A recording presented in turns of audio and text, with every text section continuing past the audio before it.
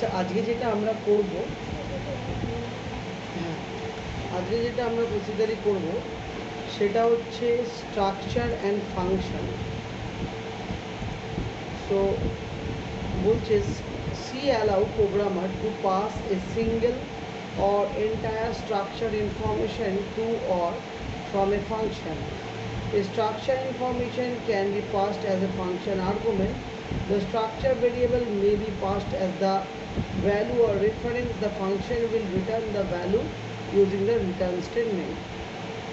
ধরো এটা একটা প্রোগ্রাম যেখানে ইন্ট বলে একটা ইন্ট অ্যাড বলে একটা ফাংশন কল করা হচ্ছে, যার মধ্যে ইন্ট এক্স এবং ইন্ট ওয়াই বা ইন্ট বলে দুটো ভ্যারিয়েবলকে পাস করানো হয়েছে। এবার দুটো আমি একটা স্ট্রাকচার নিয়েছি, স্ট্রাক্ট ইন্ট মেনের মধ্যে স্ট্রাক্ট অ্যাডিশন বলে, ওর মধ্যে ইন্টে ইন্ট বি ইন্ট সি করে সাম বলে রেখে দিয়েছি। এবার আমি enter the value of A করেছি, sum dot A enter the value of B sum dot B, মানে স্ট্রাকচারের থ্রু দিয়ে ভ্যালু অ্যাসাইন করেছি। স্ট্রাকচারের স্ট্রাকচারের থ্রু দিয়ে দুটো ভ্যালু অ্যাসাইন করেছি, একটা এ এবং একটা বি। এবার আমি কল করছি sum dot C equals to add sum dot A comma sum dot B. এবার আমি কি করছি, the sum of the function is sum C return 0। এবার আমরা কি করছি, যে ডেফিনেশনটা নিচে লিখে দিচ্ছি, integer add int A int B বা int X int Y, integer sum equals to X plus Y return sum. ঠিক আছে, বললে কি হয়ে গেল, আমার স্ট্রাকচারের থ্রু দিয়ে প্রোগ্রামটা রান হলো। ওকে, আচ্ছা, তাহলে একটা ফাংশনের প্রোগ্রাম করার আগে আমরা জানবো যে স্ট্রাকচার জিনিসটা কী। তাহলে স্ট্রাকচার জিনিসটা কি জানার জন্য আমরা আগে ডেফসি অন করলাম। তাহলে স্ট্রাকচার হলো একটা ইউজার ডিফাইন্ড ডেটা টাইপ। কী বললাম, ইউজার ডিফাইন্ড ডেটা টাইপ, মানে আমি ধরো লিখছি হ্যাজ ইনক্লুড জুম করে নিচ্ছি,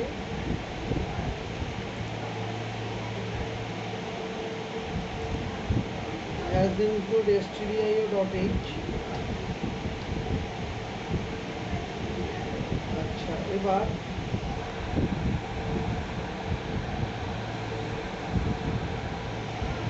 লিখছি কি, হ্যাজ ইনক্লুড stdio.h এর পরে, আচ্ছা আমি একটু যদি ফন্টটা বাড়িয়ে নিই,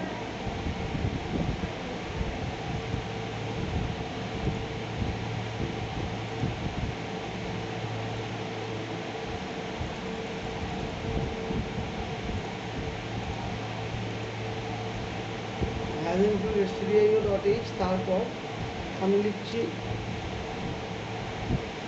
ধরো আমি স্ট্রাকচার অ্যাসাইন করছি। তাহলে স্ট্রাকচার কি, স্ট্রাকচার অ্যাসাইন করার জন্য আমরা লিখব স্ট্রাক্ট কিওয়ার্ড, স্ট্রাক্ট দিয়ে সাপোজ এমপ্লয়ি, স্ট্রাক্ট এমপ্লয়ি বলে একটা স্ট্রাকচার নিচ্ছি, যার মধ্যে আছে ইন্টিজার আইডি আর ক্যারেক্টার নেম আর কি আছে না ডবল কি আছে, ডবল স্যালারি। এরপর আমার এমপ্লয়ি দুটোর নাম হচ্ছে U1, E2। তাহলে এটা হলো স্ট্রাকচার। এবার আমি কি করছি, ইন্ট মেন বলে প্রোগ্রামটা স্টার্ট করছি, করে আমি লিখছি রিটার্ন 0 বলে প্রোগ্রামটা শেষ করছি।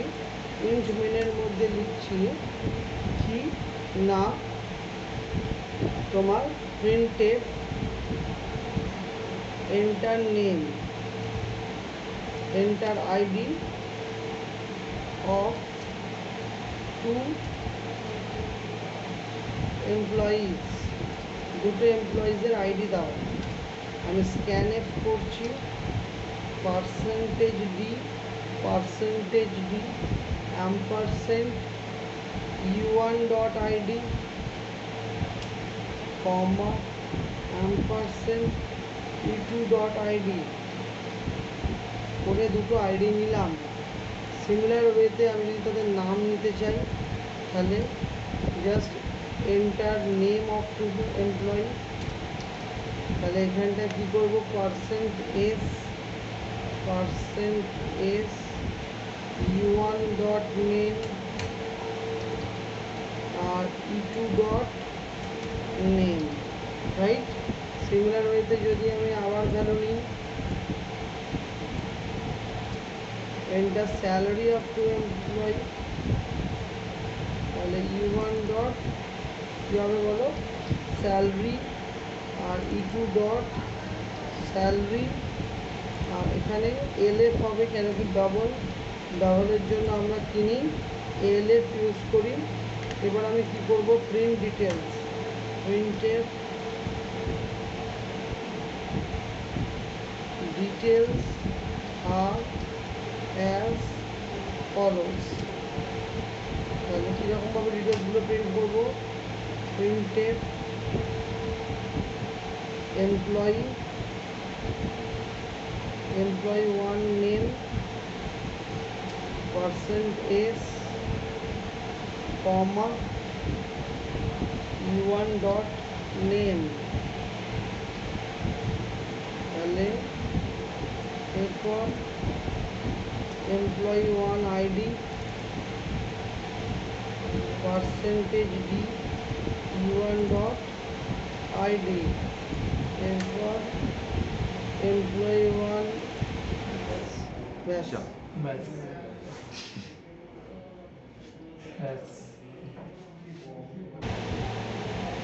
তো আমরা একবারে নিয়ে নিলাম ইউজার ইনপুটগুলো, নেওয়ার পরে এবার প্রিন্টেড করছি, printed details are as follows, printed name %s u1 dot name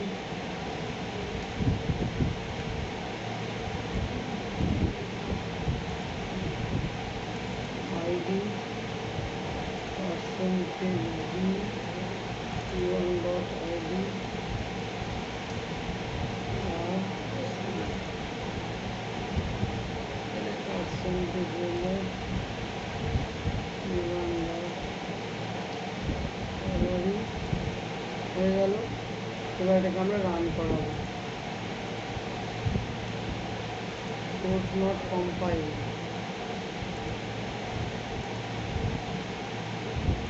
তো আমরা অনলাইন কম্পাইলারে রান করাচ্ছি। অনলাইন কম্পাইলারে রান করানোর জন্য অনলাইন কম্পাইলার, অনলাইন কম্পাইলার নাম দিলাম। তো অনলাইন কম্পাইলারের থ্রু দিয়ে আমরা কোডটা রান করাচ্ছি, যে কোডটা আমরা ডিএফসিতে লিখলাম সেটাই কপি পেস্ট করেছি।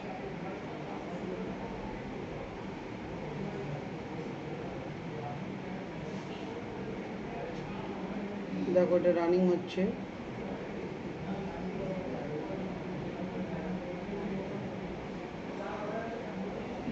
আরেকবার কপি মেরে নিলে এটা রান হবে না, গ্লিচ খেয়ে গেছে।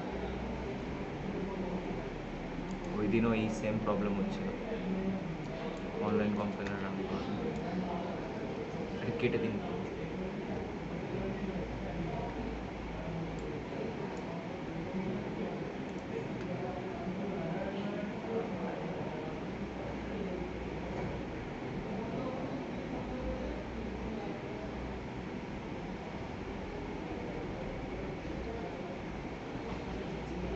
যদি না হয় আমরা আরেকটা কাজ করতে পারি, যেমন আমরা নোটপ্যাড ওপেন করব। নোটপ্যাড ওপেন করার পর নোটপ্যাডে কোডটাকে পেস্ট করব, ফরম্যাটে গিয়ে ফন্টে গিয়ে ফন্ট সাইজটা কমিয়ে নেব। নোটপ্যাডে কোডটা লেখার পর হ্যাজ ইনক্লুড conio.h করবো, কেন কি এটা টার্বোসিতে রান করাবো। আর এখানটায় ইন্টিমেন্ট রিটার্ন 0 গেট ch করবো। করার পর এটাকে আমি সেভ করব, সেভ অ্যাসে যাব, ডেস্কটপে যাব, এটার নাম দেব স্ট্রাকচার 2.c আর এটা অল ফাইলস করে দেব, করে সেভ করব। তো স্ট্রাকচার 2.c ফাইলটাকে আমার ডেস্কটপে আছে। সো এই ফাইলটাকে কপি করে আমরা ডিস পিসিতে যাব। ডিস পিসিতে যাওয়ার পরে সি ড্রাইভে যাব, টার্বো সিতে যাব, ডিস্কে যাব, টার্বো C++ বিনে যাব, পেস্ট করে দেব।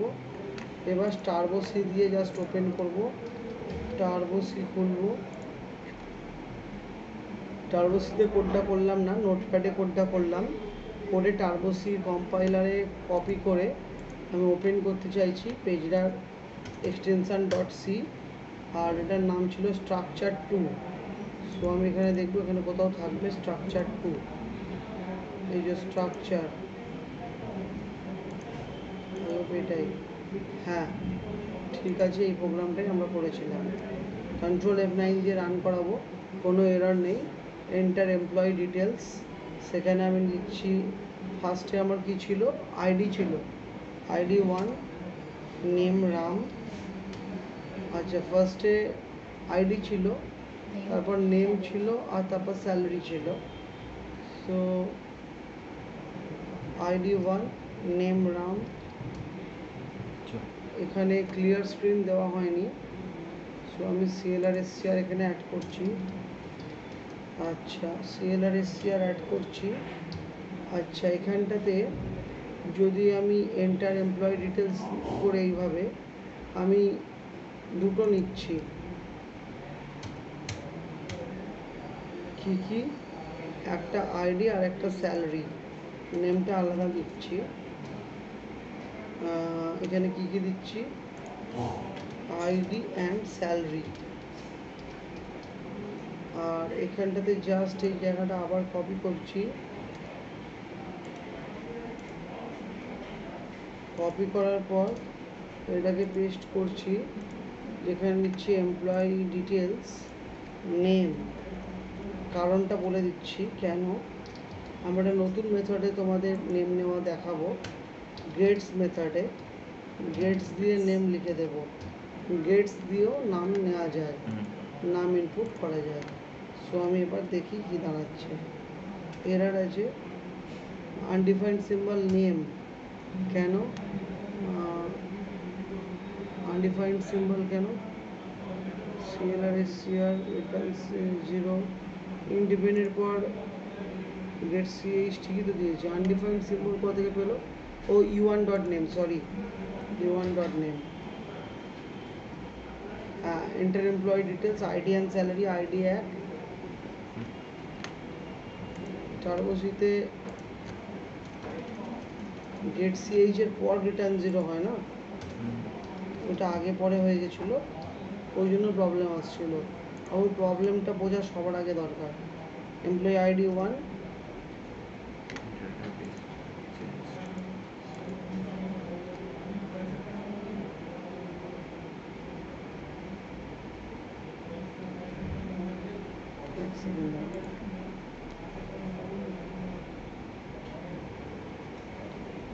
আচ্ছা, এখানে আমরা struct employee ID name double salary নিয়েছি। সো ফার্স্টে ID and salary %d %u1 dot ID u1 dot salary, employee name, employee নেমটাকে আগে দিয়ে দিই।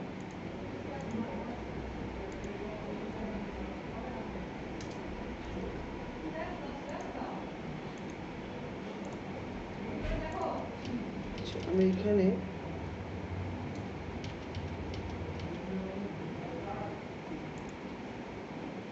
এবার যদি আমি রান করাই, name Ram, yes ID 1, date and time of the disk has changed, save as salary.c, ram,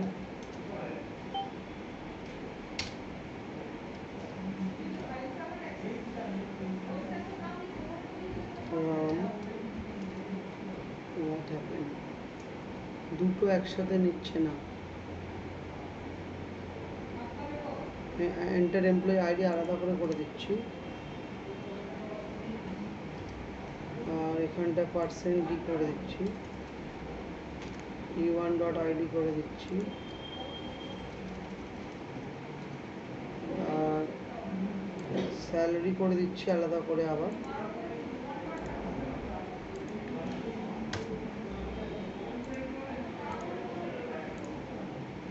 salary যেটাকে করে দিচ্ছি e1.salary। এবার আমি সেভ করছি। হ্যাঁ, %lf হবে, ভেরি গুড। কেন কি স্যালারি ডাবল, সেই জন্য %lf হবে। সেভ করতে হবে বারবার, নাহলে প্রবলেম ক্রিয়েট হবে। Name Ram, ID 1, salary 2000। হ্যাঁ দেখো, details are as follows, name Ram, ID 1, salary 2000, কিন্তু প্রত্যেকটা একসাথে চলে এসছে। আমি নিউ লাইনে ডিসপ্লে করব, তাই জন্য প্রত্যেকটাতে \n দিয়ে দেবো, যাতে আমার নিউ লাইনে ডিসপ্লে হয়। আর স্যালারি আগে নিউ লাইন। এবার দেখো আর কোনো রকম অসুবিধা হবে না, আমার ভ্যালুগুলো চলে আসবে। দেখো, employee name Ram, employee ID 100, salary হলো 7000। Details are follows, name Ram, ID 100, salary 7000। ঠিক আছে, বুঝতে পারলে তো? এটা কি হলো? এটা একটা ইউজার টাইপের ডেটা হলো। ইউজার টাইপ ডেটা মানে এমপ্লয়ি তুমি বানালে, কোনো ডেটা টাইপ ছিল না, তুমি বানিয়েছো নতুন করে। তাতে তুমি স্পেসিফাই করেছো ইন্টিজারে হবে আইডি, ক্যারেক্টারে হবে নেম, ডবলে হবে স্যালারি। তাহলে E1 তাকে তার একটা অবজেক্ট ক্রিয়েট করেছো, এবং e1.id মানে এই অবজেক্ট কল করে আইডি নিচ্ছ, e1.salary মানে অবজেক্ট কল করে স্যালারি নিচ্ছ, e1.name মানে অবজেক্ট কল করে নেম নিচ্ছ। ঠিক আছে, এই প্রসেসটাকে আমরা বলছি ইউজার ডিফাইন্ড ডেটা টাইপ। এটাকে আমরা বলছি সি প্রোগ্রামিংয়ের স্ট্রাকচার।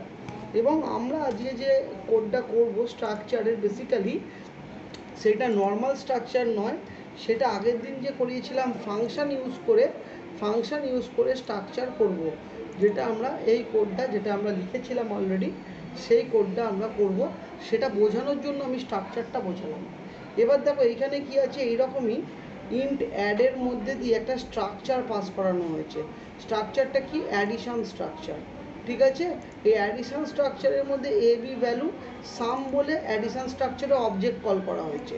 তাহলে এই সামের থ্রু দিয়ে এর ভ্যালু কী করে নেব? sum.a, sum.b আর sum.c।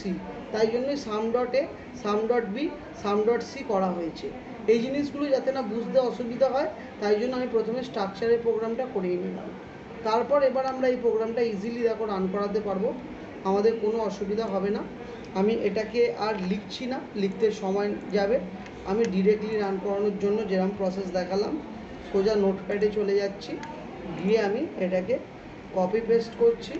এবং যেহেতু আমি টার্বোসিতে করব, সো হ্যাজ ইনক্লুড conio.h হেডারটা অ্যাড করব, conio.h হেডারটা অ্যাড করব। অ্যাড করার পর আমরা ইন্ট মেন করে টোটাল যেমন আছে চলবে।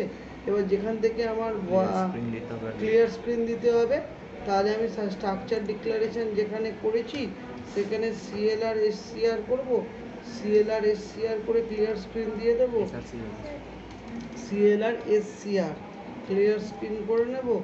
এবার তারপর আমরা কি করব? Get CH return 0। তাহলে গেট CH রিটার্ন 0 কোথায়? এই যে এইখানে আমি গেট CH করব, করে রিটার্ন 0 করব। এবার এটাকে সেভ করব। কোথায় সেভ করব? না, আমরা জানি কোথায় করতে হয়। সি ড্রাইভের মধ্যে টার্বো সি, তার মধ্যে ডিক্স, তার মধ্যে বিনের মধ্যে আমি লিখব যে ফাংশন স্ট্রাকচার .c, আর এটা অল ফাইলসে সেভ করব, করে ওকে করে দেব। আমরা টার্বোসিটা ক্লোজ করে আবার খুলব, কেন কি লোডিং হতে সময় নেবে। তারপর টার্বোসিটা ওপেন করছি আবার। তো কেন করছি? কেন কি টার্বোসিতে পুরো কোডটা লিখতে গিয়ে অনেক সময় ল্যাগিং হয়ে যায়, সেই জন্য নোটপ্যাডে লিখে টার্বোসিতে রান করাচ্ছি। আচ্ছা, ওপেন করব ফাইলে গিয়ে। এটার নাম কি বলেছি? না, ফাংশন স্ট্রাকচার। তাই জন্য F দিয়ে সার্চ করব, এই যে ফাংশন স্ট্রাকচার। ওপেন করে নিলাম, দেখো কোডটা আমার পুরোপুরি টার্বোসিতে চলে এসছে। ওকে, এবার কোডটাকে আমি রান করাবো বেসিক্যালি। দেখো টোটাল কোড আমার এসে গেছে, কন্ট্রোল F9। আচ্ছা, এখানে একটা এরর আছে, declaration is not allowed, structure addition. Okay, structure addition এখানে করা যায় না বাবু, ইন্ট মেনটা পরে করতে হয়। সো এখানে একটা মিস্টেকস আছে। সো মিস্টেকটা হচ্ছে কি, ইন্ট মেনটা ঠিক পরে করতে হয়, এইখান থেকে আমাকে ইন্ট মেন করতে হয়, ইন্ট মেন শুরু করতে হয়। আচ্ছা, এইখানে আমার ক্লিয়ার স্ক্রিন দিতে হয়, CLRSCR ক্লিয়ার স্ক্রিন এখানে দিতে হয়। তো দিস ইজ দ্য মিস্টেক, আমি এটা রেকটিফাই করলাম। So enter the value of A 10, enter the value of B 20। দেখো স্ট্রাকচারের থ্রু দিয়ে অ্যাডিশন হলো, 30 হলো। তাহলে এই প্রোগ্রামটা করা হলো স্ট্রাকচারের থ্রু দিয়ে, নর্মাল অ্যাডিশন না। ঠিক আছে, তাহলে এই প্রোগ্রামটা, এটা হলো অ্যাড, তার ব্র্যাকেটে AB নর্মাল আগের দিন পাস করিয়েছিলাম, তাকে বলেছিলাম ফাংশন, কিন্তু এইটা ফাংশনের থ্রু দিয়ে স্ট্রাকচার পাস হচ্ছে। তাহলে স্ট্রাকচার কি আগে ইন্ডিভিজুয়ালি বোঝালাম, ফাংশন কি অলরেডি আমরা আগের ক্লাসে বুঝেছি। তাহলে এইটা হলো কম্বিনেশন অফ টু থিংস, একটা হলো ফাংশনের মধ্যে দিয়ে স্ট্রাকচার কী করে পাস করাবো। ঠিক আছে, সবাই বুঝতে পেরেছো? ডাউট ক্লিয়ার হয়েছে? Thank you, thanks for watching.